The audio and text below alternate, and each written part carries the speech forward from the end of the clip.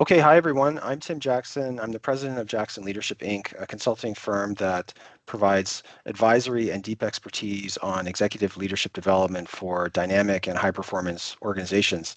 Today, I'm very pleased to speak with Ihor Verys. Ihor is an ultramarathon trail runner who has risen to some degree of fame and notoriety in the Canadian sporting world due to his success winning many races. He was born in Ukraine and moved to Canada in 2015 to attend Assiniboine College in Brandon, Manitoba. And around that time, he took up running to help cope with the challenges of becoming a foreign student in a new country. Short races eventually grew into longer races, and only a few years after he started running, he progressed to ultramarathon distances and has had a staggering amount of success, excuse me, since taking up this grueling sport in 2021. I'll ask him to describe the sport in a moment, but to give you a preview, he regularly runs and wins races that are hundreds of kilometers long and span multiple days and nights. I wanted to speak with Ihor because he's an athlete who pursues goals that most people think are impossible. In a similar way, in the realm of leadership, I'm interested in how leaders can motivate their teams to pursue and achieve really difficult goals, but without burning them out. And so I wondered if Ihor might be able to offer leaders some advice about how they can motivate themselves and their teams to strive to do the impossible, just like he does, and to stay committed and persistent and resilient on that long and hard journey towards success. So Ihor, welcome and thank you so much for joining me. I appreciate the chance to speak with you. Hi, Tim. Thanks for having me. Okay, well, let's just jump into it. I gave a bit of a preview of what ultramarathon racing is all about. You've raced and won many ultramarathon races. For those who aren't familiar with the sport, could you describe a little bit about what these races typically involve? For sure. Yeah, by definition, ultramarathon basically means that it's any distance above the marathon distance. So you take the marathon distance of 42.2K. So anything above it is considered to be an ultra. Well, it's not enough just to run a couple more meters than the marathon. Usually it starts with 50K at least, and then the Yeah. next standard distance, 50 mile, 100K, 100 mile, and beyond. And usually those races are happening not on the roads or track. It's usually in the trail, somewhere in the back country, in the mountains. So you end up climbing a lot, descending a lot, tackling technical distances and trails. So there could be rocks, roots. You could be battling heat, etc., depending where you're located and what type of distance you're doing. And ultra marathons, they also that sport also divides into different branches that are even more niche than just the ultra. So there are distances or formats where you end up running for multiple days and skipping on sleep, and where there is no finish and you're basically running until you're the last one standing. So some of those are pretty interesting to watch, but where I find myself fairly successful are all those distances above 100 miles. So anything Okay. 100 mile and beyond, that's where I like to place myself, and that's where I thrive as a runner. And then do you prefer you mentioned the last man standing kind of format? Like, do you prefer that kind of format or a more standard distance format? It's a good question. I find myself um, being fairly successful and competitive in the last man standing format, but at the Hmm. end of the day, you do keep running the same loop day and night. So in terms of satisfaction or watching the scenery and enjoying the course, of course, that format is not really appealing to me. So I do love to race in the mountains and explore new territories, running into the places that are not really accessible to the general public, or you can't Hmm. even say drive there, or sometimes you can't even fly there. So Hmm. this is a unique experience that you can get as a trail runner. Hmm. Whereas the last man standing format has probably a different appealing component. It's more about the mental challenge and about learning and discovering the true capabilities of us as human species. Sometimes we know that uh, there is limits, but when you do the format that has no finish line and you push yourself harder and beyond those limits that we thought are limits, you realize that we're actually capable much more, and that curiosity component, always ignites that fire in me that wants me to keep signing up and doing those races.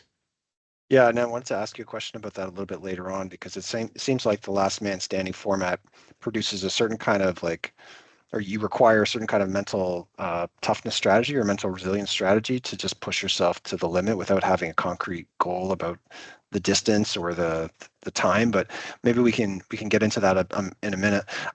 Just a couple other things maybe I thought I would mention as listeners might or viewers might be interested in this. So just to emphasize, some of these races involve loops where you do recurring loops, as I understand it, on a certain time interval. So you might have an hour to finish a loop in maybe a standard race.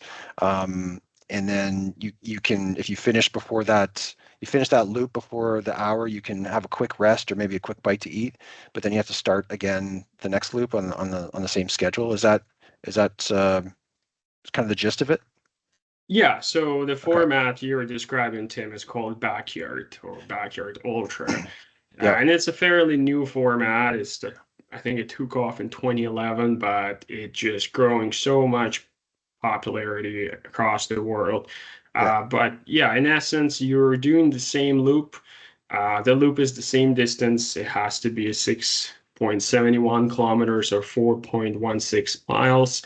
And so you have to start the loop on the top of the hour and you have Mm, to finish it within an hour. And if you think about it, 6.71K, it's not really a long distance. You can, in fact, walk it, speed walk it quickly.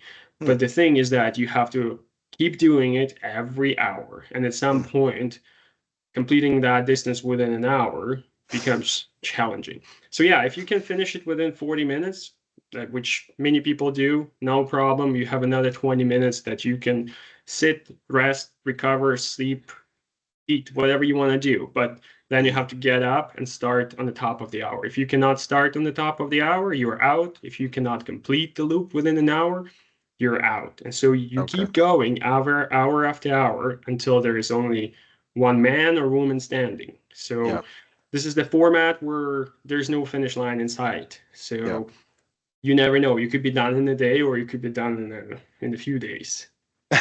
Okay. That's incredible. Okay.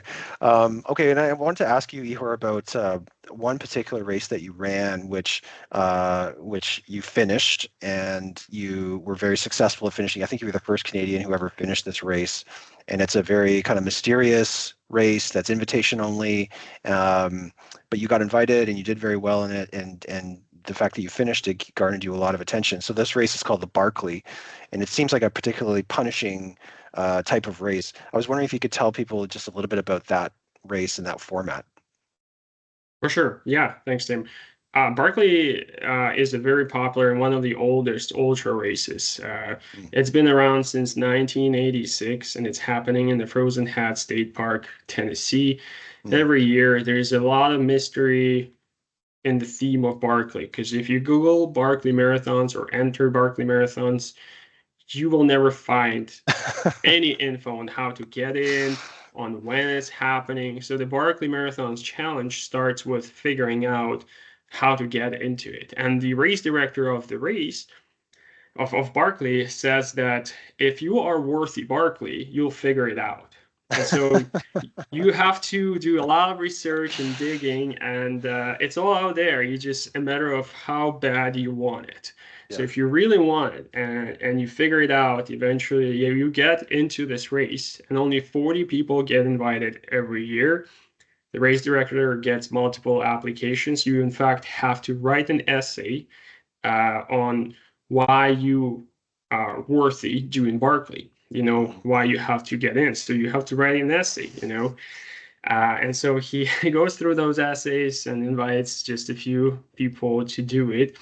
And so it is happening in the same park. It's also a looped course. However, there is a finish here. You do 5 loops, and each loop is approximately a marathon distance. Nobody knows exactly because you are not allowed to use GPS watches or phones or any device, in fact. But it is approximately a marathon distance per loop. Therefore, the Barkley marathons, and you have to complete 5 of those loops. You gain anywhere between 17 to 20,000 meters of gain over those 5 loops. And the famous, I guess, saying that goes with Barkley is that you end up climbing Everest more than twice throughout this race. And it's Because the not your typical, elevation change is yeah, so dramatic, yeah, over the course of the yeah, and race. it's not your typical trail. There's no trail. There's almost no trail. There's a little bit, but most of it is off trail. It's not marked. There is Yeah. no volunteers. There's no aid stations. So you're self-sufficient. You have a map and compass, and you don't even get the course on the map. You have to put that course on the map yourself the day before. So you Yeah. get a few instructions on where to go, what to do. And so you transfer it to your map, and the day after, uh, go ahead. And so you do get like 60-hour time limit to complete all 5 loops. And the thing about Barkley is that it is so hard that only 20 people all over the world have finished this race since 1986. Oh. And I just happened to be the first Canadian to do it. Mm. And there's only one female also who among all 20 people who was able to finish it as well. The rest are males. Yes, yes, that just happened recently, and that was quite a cause for celebration. People were very excited that a female runner had completed it, and thinking maybe that would open the door to other female runners getting inspired to do the same. Um, And then I think you mentioned an important point here, which I just want to highlight, is that there's a mental component to this race too, right? Which is significant because the sleep deprivation that accrues over the 60 hours or so that you're running um, must be a challenge in how it interacts with you trying to find your way through this barely marked trail. So as you're getting more and more sleep deprived, I can imagine that becomes more difficult, and that's an additional just challenging aspect of the race, in addition to the elevation change and maybe the elements like the moisture and that sort of thing. 100%, Tim. Yeah, if you take the backyard format we talked about earlier, it's the same course, it's perfectly marked, it's a trail or the road. So as you get fatigued and sleep deprived, well, whatever, you just follow the flags, you follow the same route, so you don't really need to think much about where you're going. Yeah. Well, take Barkley. It's not the case. It's a huge loop. It's in the middle of nowhere. It's sheer woods. You are not allowed to train there beforehand. Hmm. After, never. So the only time you're allowed to be there is during the race. So as a Hmm. first timer who has never been there, well, the odds are against me. And think about it, you go day and Yeah. night. So I went through, say, 2 days, 2 nights. Obviously, you're falling asleep, and the last thing you want to do is to think. But in this race, you have to think because the second you start losing that focus, you're going to get lost. Hmm. Once you get lost, you're done. So they say that there is no small mistakes at Barkley because all mistakes snowball into big mistakes and you're out. If you look at the finishing time of Barkley, no one has ever finished with like 40 hours or Hmm. 42 hours. It's Yes. always this close to the cutoff of 60 hours. If you take Jasmine Paris, so she Yes. was the female finisher. So she finished with 90 seconds to spare. So In a she was 60-hour sprinting. race.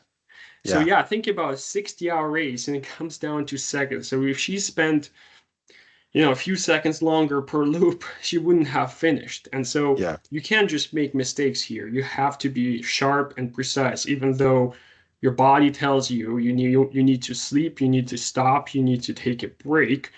Well, that's not the case. You gotta keep going. You gotta be sharp. You gotta follow the course and find the markers that Yeah. you need to be at. And that's the challenge of Barkley. And then what was the total distance that you ran? Do you remember for that race? I'm just curious. Well, that's again the thing about Barkley is Oh, that because you cannot you can't track, right? track with But your GPS. Okay. yeah, people did do some tracking afterwards on the maps, drawing maps and see what the application says. So it's anywhere between 120, 130 miles or Yeah. so. Yeah, Okay. so I just in wanted to that give realm. I wanted to give people a sense of just the distance again. I know you've referred to it a couple times, but just it could be 100 kilometers, 100 miles. Yeah, But yeah, and so but doing that plus the elevation change of climbing Mount Everest and coming yeah, down and twice. it is Very overgrown too. So you fight with vegetation. There's a lot of briars typical for that area. So say my legs ended up being completely shredded and in scratches. I still have some scratches on my legs that just didn't heal properly, and they're Wow. still there. Kind of a reminder that it wasn't a dream. I actually did do this race, and so yeah, if you think about like 120 miles, 60 hours, it doesn't sound too bad. And in fact, Wow. there's many people online that comment like, that sounds so easy. I mean, you can walk the distance. Yeah, but if you throw in the actual course behind it, and once I was there, because in my mind too, a bit like it sounds like, why is it so impossible? Why were only at that point 17 people who finished that race? And so Yeah. when I was there climbing this steep hill, and at some point you literally have to grab the trees to kind of propel yourself up. That's how steep it gets.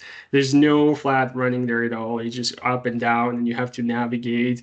And then when you add it up, you realize like, okay, we're like running against the time here, and it Yeah. is now I see why it's so hard and only so many little people, so not so many people did this and finished this race, right? Yeah. Okay, that's great. Thanks, Ihor. I really appreciate you just kind of painting a picture for people about what your sport is like and some of the specific challenges that you might have faced at the Barkley. And I think maybe if people hear that, they'll understand why I wanted to talk to you about, goal setting and mental resilience and some of these types of skills, because it's obviously requires a lot of those things to train for a race like that and to be successful in running it. I wonder if we could pivot now to talk a bit about goal setting. Um, Now that we've discussed some of your races, so I was just curious to ask you, if you set goals for yourself, what's your approach to goal setting? How do you think about that? How do you think about setting goals? Yeah, see, again, it depends on the format, which we take, say, if it's it could be backyard where there's no finish line, or Right. Barkley where you're running against the time, or it could be a typical conventional ultra race where there's start and finish, and you just have to make the fastest time between point A and point B. Yeah. But overall, when I look at it, the the the way I approach every race, no matter what the format is that I always, at the end of the day, I always want to be the best version of myself. So Yeah. whatever it might mean, because for instance, I did one 50K race and I finished third. However, I think that that was probably one of the most well executed races I've done. Mm, When I finished it, I want to finish the race. I want to look back and I want to ask myself, did I do everything possible that I could squeeze out of my mm, body and out of my mind? And if the mm, answer is yes, it means I did a good job. I definitely set the goal right, which is getting the most out of my body. And same with mm, taking the backyard. There's no finish line. So how do you set the goal? Like, you know, I need to be running for 3 days. Well, what if it's more? What if it needs to be more? What if it's less? Should I have gone mm, faster a bit? Should I have played mhm, some mind games with my competitors and so on? So again, you say, I want to go as far as my body might let me. mm. So that's what happened with me and the internet world champs. I pushed so hard until I couldn't really feel my foot. And that's when Yeah. it got scary. So I want to make sure that I don't want to lose my foot. And that's I knew that okay, at that point I'm done.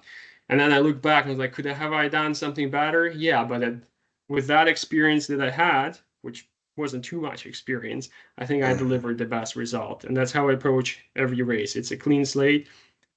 I want to get the best out of my fitness. I trained hard. I put in time, effort. And at this point, I just want to celebrate my fitness and deliver the best result out of my mhm. body and my mind. Because at some point, it's getting mental. No matter how hard uh, you work out and how strong you are in the ultra race, at some point it gets really hard, and so you have to get your brain to work for you to override everything. Yeah, you're this is great. You're kind of foreshadowing this other question that I had wanted to ask you about, um, basically kind of running these last man standing format races. So when I was doing some research about you leading up to this conversation, I read that you or I listened to an interview in which you talked about doing a race that lasted for 5 days and 4 nights. So maybe first of all, I should fact check that? Like, is that true? Did that actually happen, or did I understand that right? Because it Yeah, sounds hard to believe.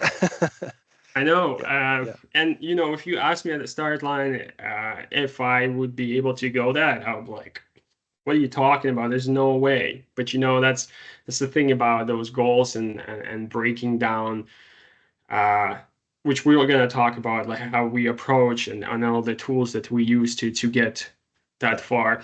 But yeah, that was a world championship in 2023.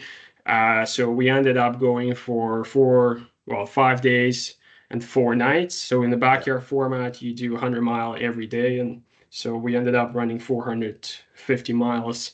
And there were 75 people from across the world, the best backyarders in their countries. And so we all came together.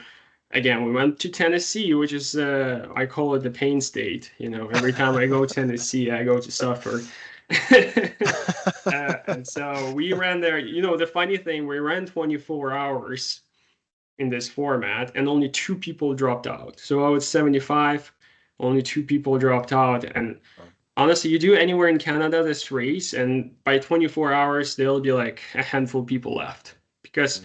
it's actually hard to run 100 miles under 24 hours in this format. Not many people can do it. There's only like what 2% of all the runners in this format that can achieve 100-mile mark. And so we did 48 hours, and then there is like 10 people dropped out, something along that line. So you look back, it's like 48 hours, 200 miles of running, pretty much entire field is still standing, and you're Yeah, like, yeah, that's insane. This yeah. is incredible. You realize you're among the best of the best. Anyways, yeah, long story short, we ended up going 450 miles, and I was the runner-up. So I wasn't the winner. I was the second one standing that I dropped out. And so the winner was Harvey Lewis, my good friend Yes. from the USA. Yes. Okay. So, and I've read about this race, and anyway, thank you for just explaining it, because it sounds hard to believe when you just hear it in a short statement, but the way you explain it, I think, brings it to life. Um, and it was one of these last man standing type races, right? So again, like we've been talking about, there was no set distance, and you didn't know when the race would end, right? So it would just go on and on and on until everybody, capitulated, or almost everybody capitulated. Um, and I remember in this interview that I was watching before we talked today, that you actually discussed this whole notion that if you had set a goal to run a certain time or run a certain distance, that would have like almost motivated you to give up prematurely, because once you had hit that distance, or you would have just said, oh, okay, I'm done. I hit my 200-mile or 300-mile mark. But because you had set this goal to push yourself to the limit of your performance, you decided you had to keep going until you had to stop due to injury. So I thought this was really interesting. Actually, it caught my attention because I think a lot of people maybe don't necessarily think about setting a goal that way, right? Just to see how far I can go, or to go to my limit, or to just run until I literally can't run anymore. Because we're often taught to set goals that are specific and realistic and measurable, and this kind of runs counter to that. Um, yeah, I don't know. Is there anything else that you would say about this mindset, or like how you use this tactic? I mean, I'm just wondering how other people could maybe make use of it. It sounds like a really interesting concept, and and I think it probably requires like being curious about just seeing how far, how close to the sun you can get without without kind of getting burned, or I don't know. Is there anything else that you would add to that? Because it sounds like a really interesting mindset to sort of preserve motivation.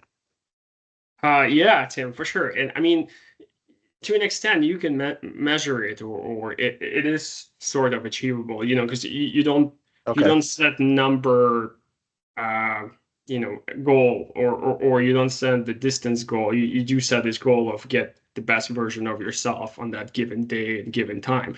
Yeah. And the interesting thing that you mentioned, where people say achieve something and they stop, Yeah. it is a psychological concept, and I've seen it happen so many times where people would set the goal, say, I want to achieve run 24 hours, I want to run 48 hours. Yeah. And I've seen those people, they're very strong, hour 47, 48, and then as if something happens in their head, it's just like a switch goes off, and they're like, I'm done. I don't feel it. I feel tired, this and that, because they mentally achieved that goal. They Hmm. came to this race to get here, but they could have gone further. What stopped Yeah. them from going further? And I've seen it so many times where people would sit in the chair after they achieve their goal of this many laps and they stop from proceeding, and they can't because they know they relax. They're not staying as sharp on every loop. So the Yeah. way I approach it with the backyard, again, yes, you want to get the most out of yourself, but you just divide that one race into multiple short races. So Okay. to me, every hour, every loop is one race, and I'm Yeah. trying to make sure that I'm being the most efficient during that particular hour. And so Yeah. I don't focus about. You think at the start line, I was thinking about running for 5.5 days or 4.5 days? No, if I thought that way, I would have been so scared. I would have been Hmm. so taken aback. I'm like, this is not normal. People don't go Yeah. that far. So of course I'm gonna fail. So if you think that way, The rational you're brain not gonna comes in. succeed, right? Yeah. Okay. Yeah. So by keeping it small and like I think some people talk about like fragmenting the goal, like breaking it into small pieces, taking it step by step. You make it less intimidating, and then the rational brain can't come in and say what you're doing is crazy, even though like you're trying to do something very difficult, but you're almost saying to the rational brain, no, no, it's not crazy. Look, we're just doing one race at a time. Like just chill out, calm down. Yeah, we say think big but act small. Yeah, Yeah. great. You want to go far, but how do we get there? How do we achieve that? By paying attention to small details and thinking in small compartments. So I would think only in 1 hour compartment. I'm completing this loop every hour, and Yeah. then when it gets tough, Yeah. and even that one particular hour is hard. I go from tree to tree, from turn to turn, from the Yeah. driveway to driveway. I split it up, and before you know it, I complete that loop. And then Right. we're gonna reset and see what we're gonna do on the next one. And you keep going and going and going, right? So that's the Okay. beauty It's of almost this like format. almost like you do fragmenting and then you do like micro fragmenting, like tree to That's tree, right. step to step, or driveway to driveway. Okay, that's really interesting. I had another question I was hoping to ask you about goal difficulty, and I'm not sure how. Maybe we've kind of covered this already, but I wanted to just touch on it and see if you had anything else you'd like to add. But I can't help but see that you've achieved some really incredibly ambitious goals. You've set and you've achieved some amazing things by doing some of these multi-day races and going without sleep for multiple days. And I can imagine that it feels really risky to set a very bold, stretchy, difficult goal that seems like almost impossible to achieve. Um, because you might not feel motivated by that if you put that like stick that goal on the wall and it just seems so out of reach that maybe I can't get it. Maybe maybe you don't even try, or you kind of lose motivation because it seems unrealistic. So I was just wondering, when you set goals, if you like how you think about setting the difficulty level so that the target feels challenging and motivating, but not so impossible. Like, is this something that comes into your thinking, when you're setting big goals to set really, to run really long races, or do you ever have to wrestle with this notion of like how tough to calibrate the goal or how tough to make the goal, or and I'm just kind of curious how you think about that theme. Yeah, the whole theme of ultra running is that we basically say that if it was easy, we wouldn't be doing it. So Yeah, everything ultra running, the concept of ultra running is that it's gonna get hard, and that's the whole thing about people getting into it because we want to experience these hard things yeah, and we want to overcome these hard things. yeah, So and that helps us to find some parallels in other walks of life or in other fields of life that we're involved in. Either it's personal life or business or career building, or as a yeah, parent, we want to be the best. So when I set my goals, they're definitely difficult. yeah, They're 100% difficult. I'll never set easy goals because just like you said, it would be so boring. And then, I'd stick to road running or something like that. Don't right, get me wrong, road running is hard too. It's just a different type of hard, right? yeah. Um, but You it like does the have to be, elevation. Yeah, yeah. Well, on road running, they always run fast, and you have to stick to the same pace, and you're Yeah. always redlining, so it's hard. And sometimes I find it actually harder than ultras, but Mm, that's a different story. But yeah, it needs to be achievable. 100% needs to be achievable, and sometimes you look at the stats, like you look at Barkley, and the odds of finishing Barkley is like below whatever 2%. But then you look at the odds of finishing Barkley on your first year, it's almost impossible. There's literally, I think, 4 or 5 people who did in their first year. The rest were going there every second, third year. So when you're looking at it, you're You're you're you're you one of are those people. Congrats. thank you. But then you look at that, you read those stats, and like it's disheartening. You're kind of Yeah. reading and thinking like, okay, the stats against you. But then you look, and there are 5 other people who did on their first try. Yeah. So you start asking yourself, well, what did they do? Like, what makes them so different? Why Mm, did they achieve it? And so I dove, completely into this wormhole, exploring and learning about those people and figuring yeah. out. And then I realized they're all these professionals who paid attention to details. When you Yeah. pay attention to every single detail, and you compile it all together, you end up with this perfect picture of success. And so they would study the course. They would try to, get Google Earth to see. I know we cannot go there, but we can go and online explore on the top. We can Yeah. try find these maps. We still can go and research, look, walk on the trails, or we can go and study the compass, learn that. And as far as physical component, we can train harder. We can, do this and that. So when you compile all that together, I remember when I was at the start of the Barkley, again, looking back, there's nothing else I could have potentially done to make me better prepared for this race. Hmm. So I literally got all the weapons available for me to fight those odds of statistics, Yeah. to see the end of the day, if the weather is crappy, you're screwed. Nobody would finish it. But lucky we had a perfect day, perfect weekend for that, or week for that. And Yeah. so with all the tools that I've collected, I knew that my goal was achievable. Obviously, nobody goes to any race to fail. Nobody wants to go Barkley to fail. Hmm. So of course I had this hefty goal of finishing it, but I had these tools that would help me to achieve it. And so when I was Okay. there, of course I was nervous as a first timer, but I was there to do some work, and I actually knew what to do. Okay. So the preparation and the detail orientation really helps to um, just prepare you to do really, really difficult things, pursue really, really difficult goals. Maybe sounds like the proportion, it sounds like the ratio of preparation to difficulty needs to be kind of in sync. Like the more difficult the goal, maybe the more preparation and detail orientation you need to really study the race in this case, or the terrain, and do everything you can. I guess the other thing I'm hearing from you is like control everything that you possibly can. So arm yourself with all the knowledge and awareness of what the trail is going to be like and the race is going to be like. Um, in advance of the competition. So, no, that's great.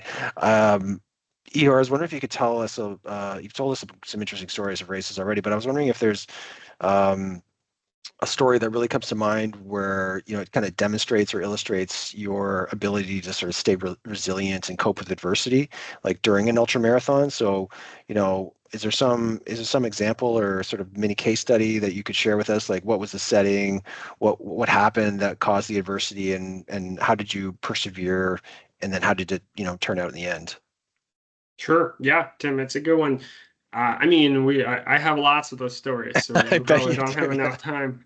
I bet. But the interesting thing about ultra race is that uh, the way we think about it is that ultra, you're not training to have a perfect ultra, because none of the ultras will be perfect. So all the ultra races that I did, there were some issues in it.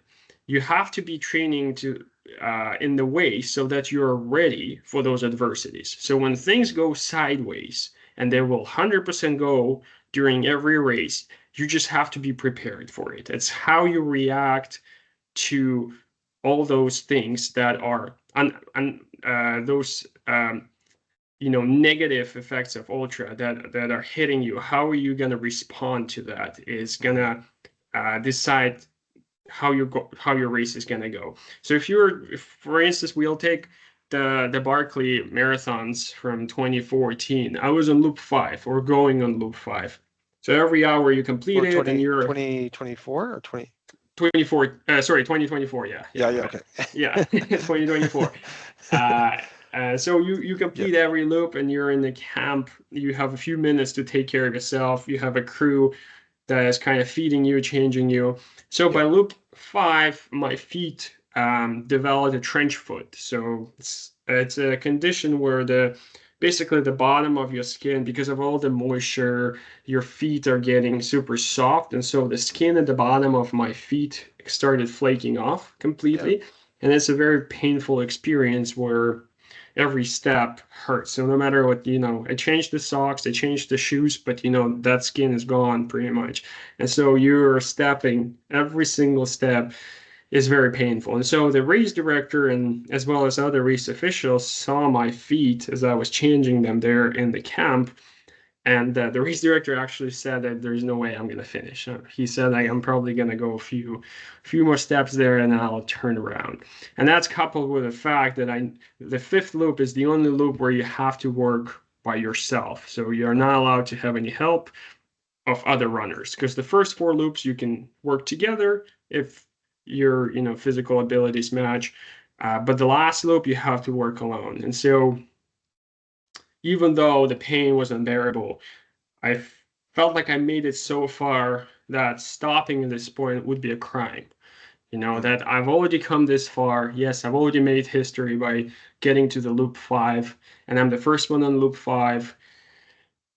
How about I go from one checkpoint to another checkpoint, and we'll evaluate. And again, I broke it down into small sections, and yeah, every time I would reach this point, I would celebrate myself and my small achievement. But it took me another 13 hours or so to complete loop 5, and I was doing it on those feet, and I didn't think about it, mm, because it was painful. It was very painful, but at the same time, your brain can override those signals. It wasn't a permanent pain, so again, you gotta differentiate that. If you're, inflicting some permanent damage to you, that's one thing, but this is another where you can override those signals in your body and make your mm. brain work for you, and that's what happened with me there. So when I finished, the race director, they all just told me like we thought that it's not going to happen, but you know what? I decided to prove them wrong.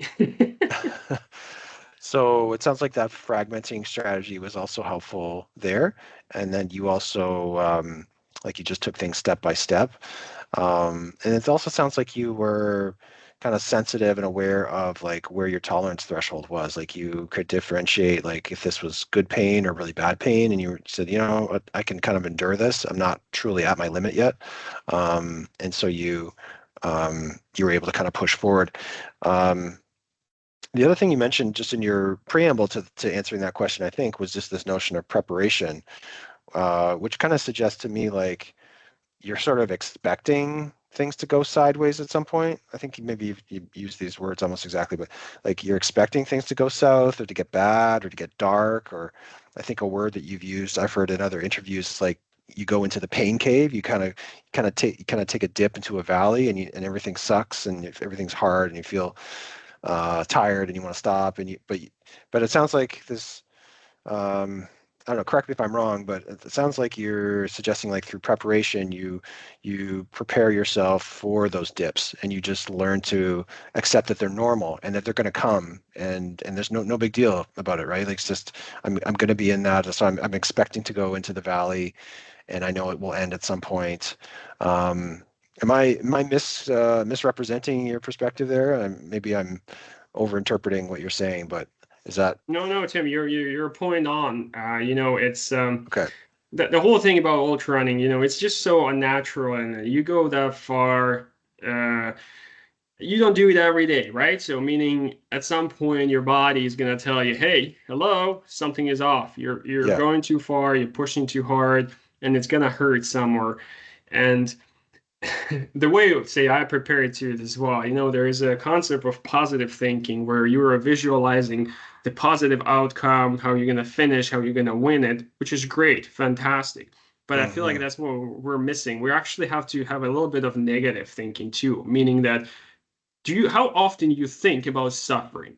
How often you Hmm. think that your stomach is going to turn on you and what are you going to do? You never think of Hmm. it. You think about all the beautiful, great things that are going to happen to you, but you never think about what's going to happen when something goes sideways. And that's the thing Yeah. about ultra running. Things always go wrong. You can start puking, your body is rejecting food, your Yeah. your legs are cramping, you develop blisters, your Yeah. back is hurting. So how are you going to react to that? And there is always tools for that. And there is always way to turn around your race. And ultra is always, it's never a straight line. It's always up and down. So at some Yeah. point, there is going to be a low. You just have to wait for it. That's what we call the pain cave, where you're going to Yeah. enter that pain cave. And in fact, when I do enter that pain cave, I feel like I'm at home because I know how to Mm. live there. I know how to react, how to listen to my body, and how to get out of that pain cave. So at some Yeah. point, it's never down, it's never always up, it's never flat, it's a constant up and down. So when Yeah. you are at the bottom, you have to realize that it's not forever. It's not going to last your entire race. At some point, you're going to get up here and you're going to feel better. But then Mm. again, gotta be careful. At any point, it's going to go down again. But it's a matter of riding those waves, of surfing it. And the longer you can surf the upper wave, the better. But keep in mind, the wave never lasts. At some point, it ends. What I really like about this concept of pain cave is, well, first of all, I realized after I heard it mentioned in an interview that you were being interviewed, you mentioned this term. I realized that it's like a really common term among runners, and I hadn't heard it before because I was talking to another person who is a former client of mine, and she does like she does marathon length races and I think triathlons as well, and she was very familiar with this. But anyway, one of the reasons I like this term, the pain cave, is that it like just by giving it a label and a name, it almost like makes it more like okay or normal. Like it kind of normalizes it. It makes it something like a concept that is just to be expected and maybe even more within your control. So I really like just the idea of like naming it and saying, yeah, no, I'm in this thing and it's called the pain cave, and these are the characteristics, and it's totally expected. So I can imagine how that's very comforting. But I think the other thing that you're touching on, which I really like, is the notion of the wave, and it sort of evokes the idea that the state of my experience through the race or as I'm pursuing this really difficult goal will always be changing. I'll sometimes be on a high and I'll sometimes be in a low. And if I'm in a low, it's going to change and it's going to go to a high and vice versa. And, I can never really expect to be comfortable because it'll always be just in a constant state of flux. So anyway, I think there's a couple ideas in there that maybe would help people to next time they're pursuing some kind of difficult goal to think about how, oh, if this is not going so well, that's totally normal, and maybe I'll call it, by a name like the pain cave or something, and don't worry because it'll be over at some point, and I'll come out of the cave and I'll be onto something else.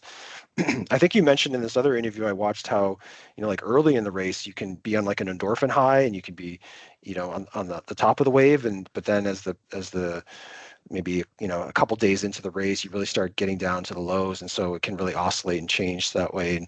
And it can interact with maybe your body's like biochemistry and your endorphins and things like that. So um, are there any other mental strategies that you would suggest to people that you find really helpful in terms of coping with extreme discomfort or adversity or low morale? Um, yeah, well, that one is probably the most common, breaking down to pieces. And Yeah. um, in our community, we always say that pain is inevitable, suffering is optional. We know that pain is going to arrive at some point, but pain is a physical component, whereas suffering is Mm. mental. It's all about dealing with the pain is exactly the same how you kind of meditate to an extent. So where you have to acknowledge it, we have to accept it, and you have to move past it. So when something pops up in your body that's telling you, okay, something is hurting and you need to stop, but you're in the middle of the race, obviously, your goal is to finish the race, so you cannot stop. You have to acknowledge the problem. You have to accept it and you have to move past it. It's not going to disappear. Just like all the bad thoughts that go into your head, they're not going to mysteriously disappear as you meditate. But by acknowledging them, by acknowledging the pain, Hmm. you're somewhat turned down that burner, so it's Hmm. not feeling as bad anymore. You are in sync with your body, you understand the problem. Let's see what we can do with it. So when I race sometimes and some pain shows up, I mentally play this game where I'm shelving the pain, or I put the pain in my head on the shelf. Okay. It's there, I accept it. Hello, but then I'm gonna move on. And when I finish the race, I'm gonna pick it up and I'm gonna suffer after the race because I achieved my goal. I finished the race. Now I can take all their physical pain signals that I've been overriding with my head throughout this entire race, and I'm gonna suffer. And trust me, the worst pain comes after the race, not during. Yeah.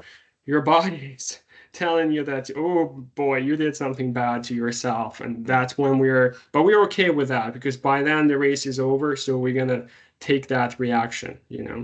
Yeah. Okay. That's amazing. Um, okay. Love just hearing some of your thinking on some of these approaches and mental strategies. I think it's so interesting. Um, Could I ask you about something that we touched on a little bit earlier, which is really around the theme of like the limit, like how you know when you're truly at your limit. Um, so my question is like I can imagine in your sport that there's all these times where you have to decide whether I want to hold on to this goal and keep pursuing it or whether I want to let go of this goal. And so I was just wondering like how do you know when, and you talked about this a moment ago with the example where the skin on your feet were flaking, but how do you know when a sensation of discomfort that you're feeling is just a mental barrier and it's safe to just push through it and just keep going, or when it's a risk, it's a riskier sort of signal that you're getting, um, and that might indicate that if you keep going, you might risk burnout or injury or doing some like more permanent damage, and that therefore you should just stop what you're doing. So, I guess it's a really simple way to ask this question is like you're somebody that pushes themselves towards their limits, and we've talked about how that's like a goal for you to push to the limit. How do you know when you're really and truly at your limit when you're racing and you're challenging yourself? Yeah, that's a good question, Tim. In ultra running, we say that unless the bone is sticking out, you can keep going. Jeez, guys, you guys are hardcore. I'd love to go to a party with some of you guys. Well, I guess it's the rough way of saying it, but of course, it's not always the case. Yeah, It's something that comes with experience. And again, I'm probably not the best person to answer it because I'm been in the sport just for a few years. It's just I discovered that I could be somewhat comfortable with these things. But I think the more I do it, the more I learn about myself and about my body. Because again, there's no books on the limits, meaning like, okay, you can run this much, for instance. Let's say yeah, 5 days is the max limit. Is that a thing? We don't know that, right? So it's yeah, as the sport progresses, your body and our understanding of our bodies and minds is progresses too. But at some point, there were a few races, yeah, when I realized or caught myself on the thought that like, okay, this is not just that typical pain that you can push through and persevere.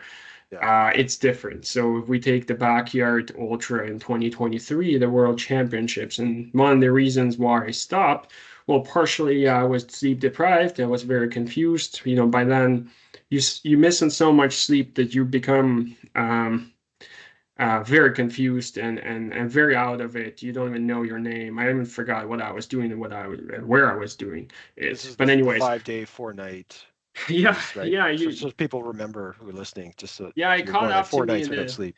Yeah, I mean, I was doing some sleeping for a few minutes every hour here and there every night, but at Yeah, some point, it gets really hard, and you need a bit more than like 5 minute nap per hour, right? And so yeah, then brain gets a bit mixed up, and you forget about things. So that was one reason, but the biggest reason is that my feet swell two sizes. So I wear like 12, but by the end I had feet size 14. In fact, I needed to borrow shoes from the fella from Australia, Joel. He just happened to wear a size 14 and he was there and he wanted to keep watching the carnage, and so he gave me his shoes. But anyways, but the damage was done by then a bit, and so my feet were so swollen that at some point my left foot was so badly swollen that I couldn't feel it, and so I started Hmm. touching it, and when I couldn't feel anything back, I kind of got worried a little bit about my body, and I'm so new to this sport. I think I've reached really far distance already. I want to keep running. I don't want to lose my foot, and Yeah. so let's call it a day, and hopefully my foot is all right. But because you never know, if I kept going, you know, maybe I would have lost a foot. Nobody needs that, right? We're Yeah. all here about pushing our limits, but then being smart enough not to jeopardize our health, which is foremost, right? And so Yeah. with time and more experience, you learn to listen to your body, and that's how I approach training too. Sometimes I go because you can go and train every day hard enough and beat your body to an extent that you'll feel it next day. But is it working towards improving your body, or is it actually damaging more your body? And so at some Yeah. point you learn, like, okay, I think I'm done here. Let's come home, recover, come back to get tomorrow even stronger and push harder. Because the whole idea about training is that you do it so that you're in the best shape of your life right before the race. You don't want Yeah. to be tired. You don't want to be overtrained. You don't want to be under Yeah. recovered. You Yeah. just want to be in the best shape of your life, and that's how I approach. You listen to your body, and it comes with experience. And I think the more I do it, the more I learn it. And that's the thing with the Barkley too. When my feet were flaking, okay, I lost my skin at the bottom. Am I gonna die? Am I gonna lose my feet? No, I'm probably gonna be really, really uncomfortable Hmm. today, tomorrow, maybe in the weeks to come. But Yeah. whatever. This is just a temporary pain. This is not going to Yeah. be permanent damage on my body. So you just have to be comfortable with being uncomfortable, and Yeah. that's another theme of ultra running. You're going to be uncomfortable the whole thing. It's just a matter of being comfortable with that. So. Yeah, there's a couple of themes in there that I really like that maybe I'll just highlight for people that are listening. Um, like you really developing a strong sensibility or familiarity with the cues in your body, and what the different cues mean. And sometimes when I'm thinking about, leaders who are trying to challenge their teams to do really, really difficult things, I sometimes think about how it's important for them also to pay attention to the tolerance cues of the people in their team and to really understand the people in their team and what kind of cues they might give off if they're kind of reaching their burnout point or their limit. So anyway, I think there's an interesting parallel between your discussion about how you pay attention to your internal cues and maybe how a leader might pay attention to the cues given off by their team members. But I also really like your point about just recovery and training, and that's something that I've noticed and I felt over the years that it is not done very well in corporate settings. Like there's more of a sense that people can just kind of keep pushing and keep going, and then as soon as something's done, we're just on to the next thing. And there's never really a sense of like, how do we pace this, or how do we build in strategically some points of recovery so we don't burn people out, so we can continue to get stronger and smarter, and we don't run out of our resources. Um, or maybe we have a little bit in the tank for, if something pops up that's a surprise. It's a big challenge that we all have to deal with. Anyway, so I like it. I find it really interesting that you are somebody who pushes yourself to the limit of your physical capabilities, but you're also cognizant of the need for recovery and pacing and things like that. So it's interesting how those two things live side by side and kind of coexist. Um, Yeah, okay. to your point, Tim, I feel like recovery is very underestimated. And in Okay. fact, you look at even some things that they did all over the world. I heard there's this study of the company that changed the work week from 5 to 4 days in Yes. Japan, and their sales skyrocketed just Right. because people had that another mental health day and they were ready to come back stronger. So similar approach, say physical training and how I approach races. People think it's a stay hard culture, work Yeah. hard, no pain, no gain. It's maybe right during the race, but not Yeah. during the training. I don't want to Yeah. be in pain when I'm training. I'm Yeah. okay being in pain during the race, but during training, I'm trying to build my body and my mind to make sure that I can withstand that pain during the Right. race. And so it's interesting, but your body is growing not when you're running and working hard, but when you're sleeping, when you're Hmm. recovering, when you're actually taking care of yourself, you know. So Yeah. you stress, you recover, you stress, you recover. But if you stress, this is the recipe for the injury, you know. So, and who Hmm. wants injury? It's going to be set you back for months, right? Yeah. And so you got to be very, very cautious about the recovery. In fact, I always say if someone asks me like for a training advice, which I'm not a coach, but I always say you Yeah. better be a little bit undertrained than Yeah. overtrained before the Yeah. race. It's always better that way, you know. So if you feel like you're pushing too hard, probably you are, you know. So you have to listen to your body. And again, it comes with experience where you understand how much your body can take and how much you can take from your body.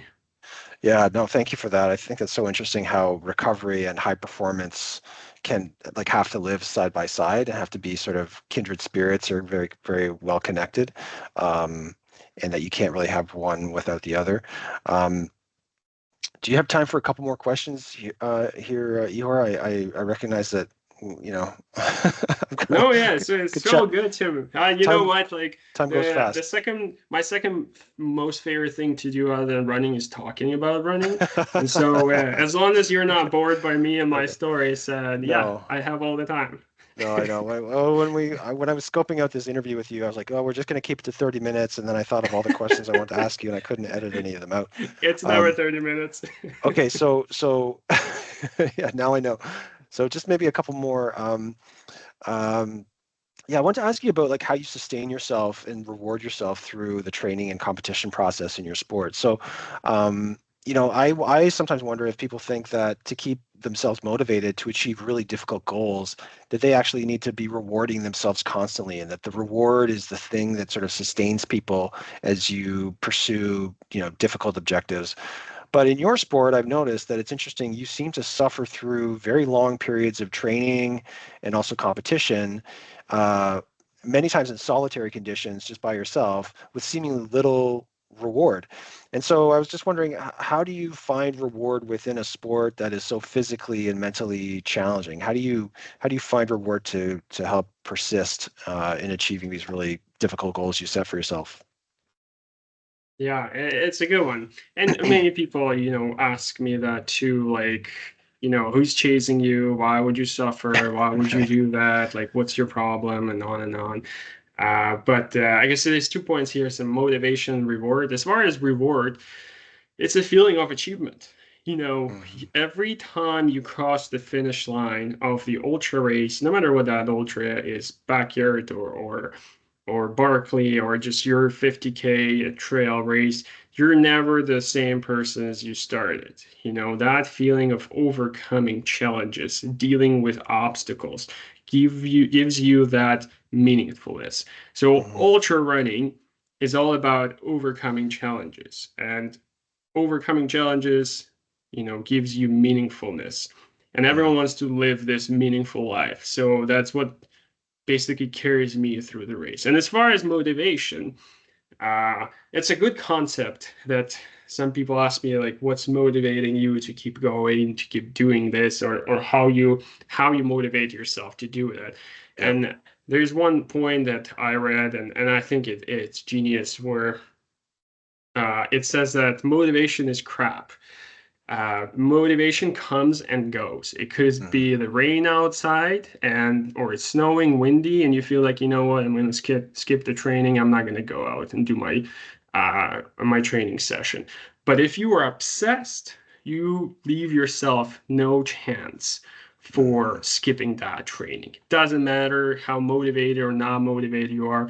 I know that I'm training for this race. This is my goal. I want to be successful at it, and I'm obsessed with the thought. Mhm. When I was training for Barkley, I was going to bed and waking up with the thought of Barkley. I was Mhm. at work and I was thinking about Barkley. All Mhm. the time, my head was filled with that thought. And so I was Mhm. obsessed. I knew that if I don't go train, Mhm. I have no chance. Statistics is already against me, Mhm. even if I train the hardest. Mhm. So there's no chance I could, stop or not do something here and there. So you need to be obsessed with your goal. You need to be obsessed. with everything you're doing. If it's ultra race or it's a business goal that you're pursuing, that way motivation will not deviate you because you will not need that motivation at all. Mm. And then what about, I've heard you talk about in the past, like that you like to have fun. Like even though it's a very hard sport, it's a difficult sport, like you like to treat it with a bit of lightness sometimes and a bit of fun. What like how does fun it sounds kind of maybe strange as a question, but how does fun like work its way into this conversation about like pursuing really difficult, challenging goals? Like what role does that play for you in your training and competition process? Yeah, at the end of the day, when you're racing, it's just a celebration of fitness, right? So there's Yeah. nothing you can technically change. Yeah, you got to execute the race, but then it's all the result of your hard work. So training is hard work, but when you're racing, you just celebrate. This is this is this, festival of fitness where everyone is just trying to show uh their best health, mental or Yeah. physical, right? And so when Yeah. you're out there climbing the mountains. Well, at first, that's the fantastic views. You're in this places that regular human cannot even be. It's like you cannot fly there sometimes, you cannot drive there or anything like that. So Yeah. you get this unique opportunity of being in the middle of nowhere, experience Mother Nature, be in sync Mm-hmm. and in harmony with Mother Nature. So Mm-hmm. you're kind of in that matrix concept where you don't feel like yourself. You feel like you're a part of this big thing of harmony with nature. And Mm-hmm. of course, you're celebrating your fitness, you're celebrating your hard work, and it always brings you fun, because you know that you put in so much time and effort into this, and now you are reaping the results of that hard work. And just take you in the business world, every time you achieve something big, even though it was hard, if you close the deal, you know that you put in some work, and it brings you that joy and appreciation for your hard work and the challenge that you've overcome. So you were talking about celebration of fitness. You were talking about like harmony with nature, and the experience of joy that gives you. So that sounds like that's a fun element that kind of keeps you going and fuels you.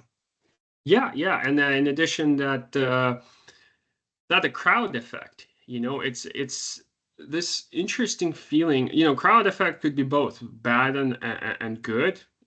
We've seen like bad things, crowd effect, where people like stop thinking and doing some stupid because everyone else is doing it. But in Right. the terms of ultra running, I think it's a good thing because you're kind of sharing that suffering with everyone else.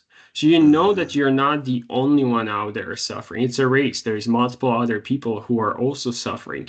And only Mm-hmm. that thought helps you to suffer a little bit less, because you share that burden with other people.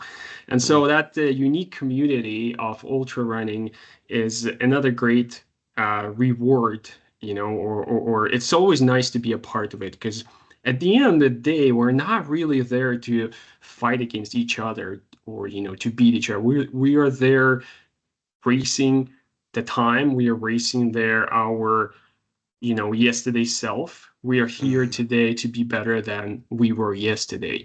And Mm-hmm. so since we're sharing this one goal, there's a strong camaraderie happening on the trail. And yes, occasionally you are by yourself there in the middle of nowhere, but you know that there is others like you either ahead or behind you that are going Mm-hmm. through the same challenges, and it helps you to get through as well.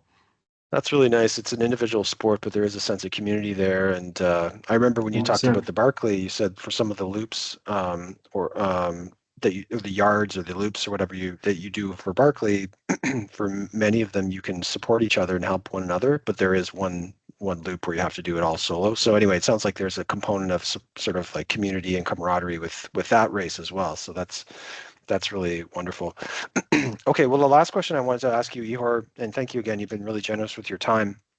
The last question I wanted to ask is just if you were giving advice to someone who was trying to persist in the face of a really challenging goal, they're trying to do something that they themselves were deeply unsure that they could actually accomplish. What advice would you give them?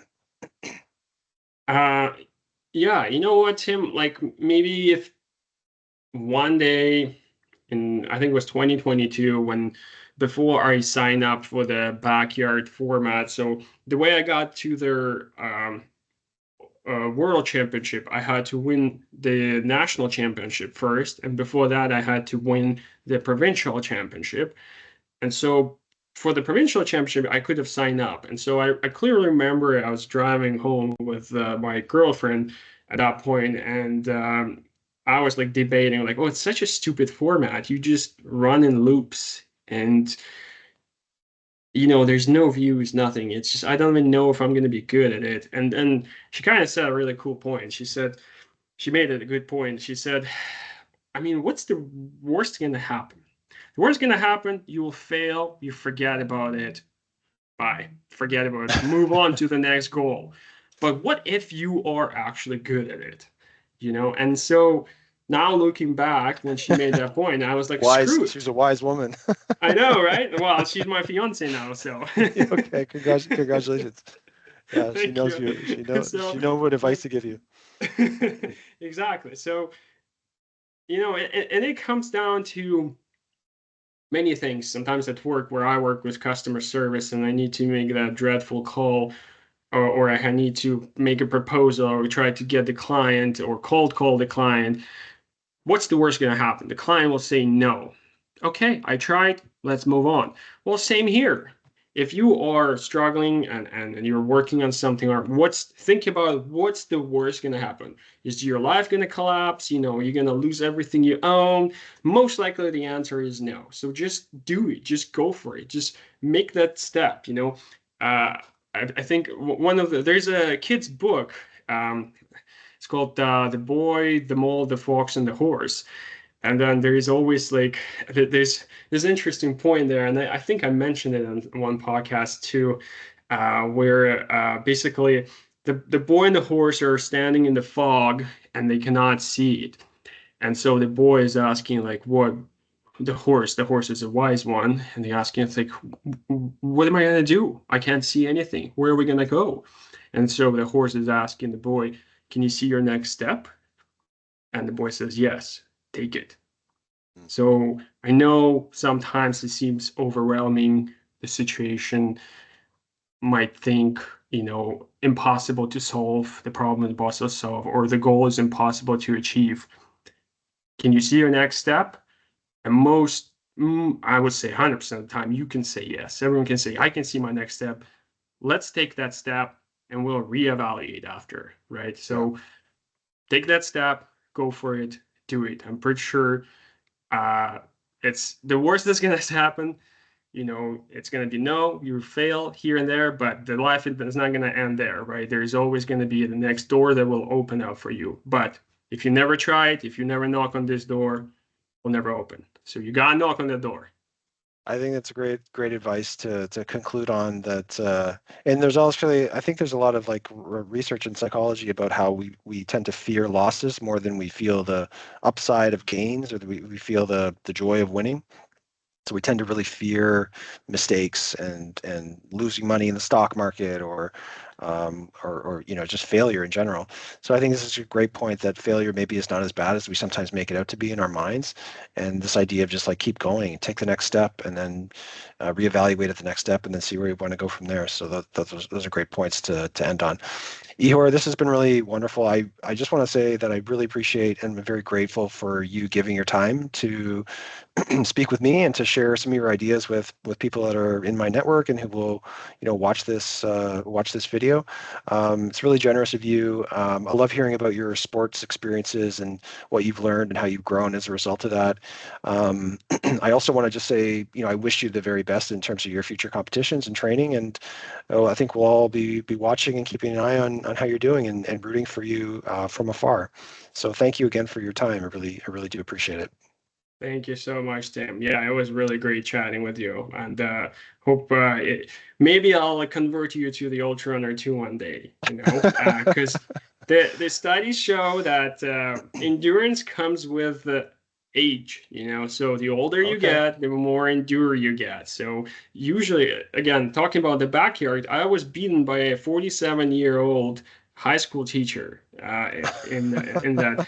And I was at that point 29, 28 years old. Wow. So, it's never too late to get into our sport. Plus, you're still young, so you got a lot of time. So we'll convert you to the ultra. Okay. I am inspired. I am inspired by just the idea of venturing out into the wilderness, into places that you can't get to otherwise. It sounds just really, really exhilarating. So, yeah, I think you're really doing a service as well to your sport and just sharing the beauty of it with so many people. It's inspiring, and I'm sure lots of people will want to try it. And yeah, I'm going out to BC for a vacation, so maybe that's an opportunity to do a little jogging in the woods, North Vancouver There or you something go. like that. There you Okay, go, Tim. thank you so much for your time, Ihor. I really really appreciate it. Love the chance to speak with you. Thank you, and I'm just really grateful for the time. Thank you, Tim. Okay, bye for now.